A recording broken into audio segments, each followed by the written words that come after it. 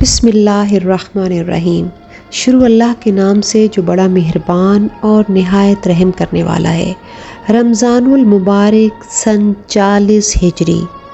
بوقت نماز صبح ایک ایسا دل سوز واقعہ رونما ہوا جسے مسلمانوں کی تاریخ آج تک نہیں بھلا پائی۔ مسجد کوفہ کے محراب عبادت میں ایک خارجی ملعون نے مسلمانوں کے حاکم وقت اور خلیفہ رسول صلی اللہ علیہ وآلہ وسلم حضرت علی ابن ابی طالب علیہ السلام کے سر اقدس پر حالت نماز میں ایک ایسی ضرب لگائی کہ آپ کی ریش مبارک خون سے تر ہو گئی۔ اس ملعون نے اپنی تلوار کو ایسے خطرناک زہر میں بجھایا تھا کہ آپ کے زخمی سر پر بندھی ہوئی پٹی اور چہرہ مبارک دونوں یکساں زرد ہو گئے تھے۔ آپ علیہ السلام پر زہر کا اثر اس قدر شدید ہوا کہ اس کے نتیجے میں 2 دن بعد 21 رمضان سن 40 ہجری کو آپ کی شہادت واقع ہو گئی۔ اس طرح رسول خدا صلی اللہ علیہ وآلہ وسلم کی وہ پیشن گوئی سچ ثابت ہوئی کہ اے علی، تم کو ماہ رمضان میں شہید کیا جائے گا۔ اس بات پر تمام مورخین کا اتفاق ہے کہ حضرت امیر المومنین حضرت علی علیہ السلام کو شقی ترین عبد الرحمن ابن ملجم ملعون نے شہید کیا۔ اس شخص کے بارے میں تاریخ بتاتی ہے کہ یہ ایک خارجی تھا جس نے ایک عورت کے اکسانے پر اور جنگ نہروان میں قتل ہونے والے خوارج کے خون کا بدلہ لینے کے لیے اس فعل کو انجام دیا تھا۔ جنگ نہروان میں حضرت علی علیہ السلام کے لشکر کے ہاتھوں بہت سے خوارج مارے گئے اور بہت سے میدان سے بھاگ نکلے۔ انہی میں سے ایک ابن ملجم ملعون بھی تھا۔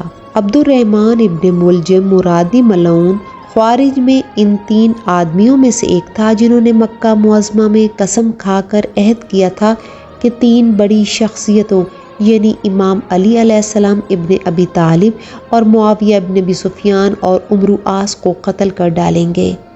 ہر کوئی اپنے منصوبے کے مطابق اپنی جگہ کی طرف روانہ ہو گیا۔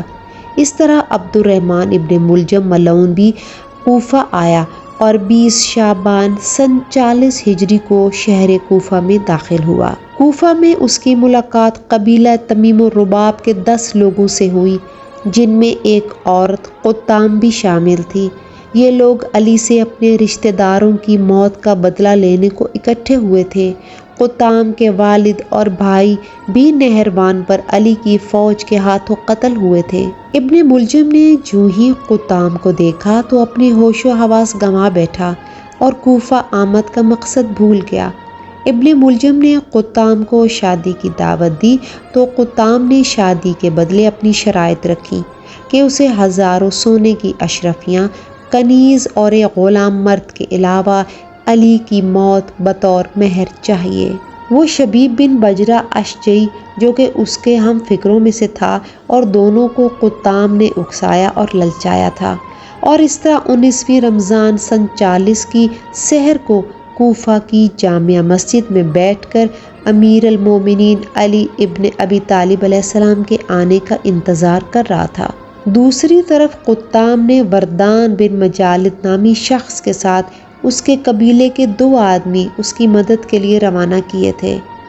اشعث بن قیس قندی جو کہ امام علی علیہ السلام کے ناراض سپاہیوں اور اپنے زمانے کا زبردست چاپلوس اور منافق آدمی تھا، اس نے امام علی علیہ السلام کو قتل کرنے کی سازش میں ان کی رہنمائی کی اور ان کا حوصلہ بڑھاتا رہا۔ حضرت علی علیہ السلام 19ویں رمضان کی شب اپنی بیٹی ام کلثوم کے ہاں مہمان تھے اور یہ رات نہایت عجیب اور آن حضرت کے حالات غیر عادی تھے۔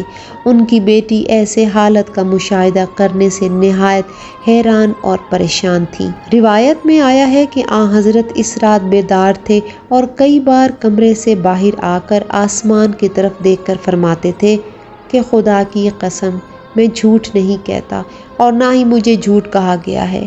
یہی وہ رات ہے جس میں مجھے شہادت کا وعدہ دیا گیا ہے۔